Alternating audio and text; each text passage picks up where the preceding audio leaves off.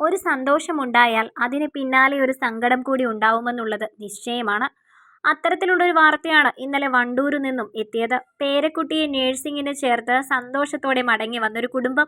ഒരു നിമിഷം കൊണ്ട് ആ കുടുംബത്തിന്റെ സന്തോഷം വീത്തി തല്ലി തകർത്തതാണ് കാണാൻ സാധിക്കുന്നത്. വളരെ വേദനയോടെയാണ് എല്ലാവരും ഈ ഒരു വാർത്തയെ നോക്കിക്കാണുന്നത്.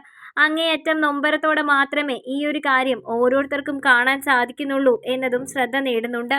എന്താണ് അവർക്ക് സംഭവിച്ചത് എന്ന് ചോദിച്ചാൽ, ശക്തമായ മഴയെ തുടർന്ന് അവർക്ക് വലിയ തോതിൽ തന്നെ ഒരു പ്രശ്നമുണ്ടാവുകയായിരുന്നു ചെയ്തത്.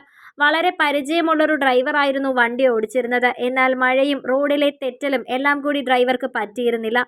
വലിയൊരു മരത്തിന്റെ അരികിലേക്ക് വണ്ടി ഇടിച്ച് കയറുകയായിരുന്നു ചെയ്തത്. ആ സമയത്ത് തന്നെ കുടുംബാംഗങ്ങൾ പലർക്കും പരിക്ക് പറ്റിയിരുന്നു.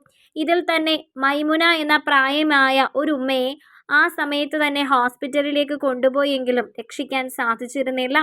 വഴിമധ്യേ അവർക്കൊരു ശ്വാസമുട്ടൽ ഉണ്ടാവുകയും അതിനെ തുടർന്ന് ഉടനെ തന്നെ മരണപ്പെടുകയുമായിരുന്നു ചെയ്തത്. വളരെ പെട്ടെന്ന് തന്നെ ഇത് ശ്രദ്ധ നേടുകയായിരുന്നു ചെയ്തത്. വല്ലാത്തൊരു വേദനയോടെയാണ് ഈ കുടുംബം മുഴുവൻ ഇപ്പോൾ സംസാരിക്കുന്നത്.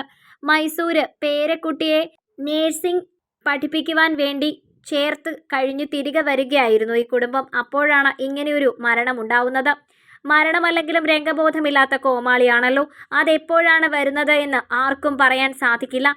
വല്ലാത്തൊരു വേദനയോടെയാണ് എല്ലാവരും ഈ ഒരു കാര്യം നോക്കിക്കാണുന്നത്.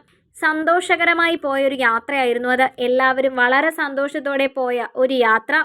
ആ യാത്രയാണ് ഇപ്പോൾ ഇങ്ങനെ അവസാനിച്ചിരിക്കുന്നത്. എന്താണ് ചെയ്യേണ്ടത് എന്നറിയാതെ നിൽക്കുകയാണ് ഇപ്പോൾ ആ കുടുംബാംഗങ്ങൾ. വളരെ സന്തോഷത്തോടെ അങ്ങോട്ട് പോയപ്പോൾ കൂടെ ഉണ്ടായിരുന്ന ഒരു വ്യക്തി ഇപ്പോൾ തിരികെ കൂടെയില്ല.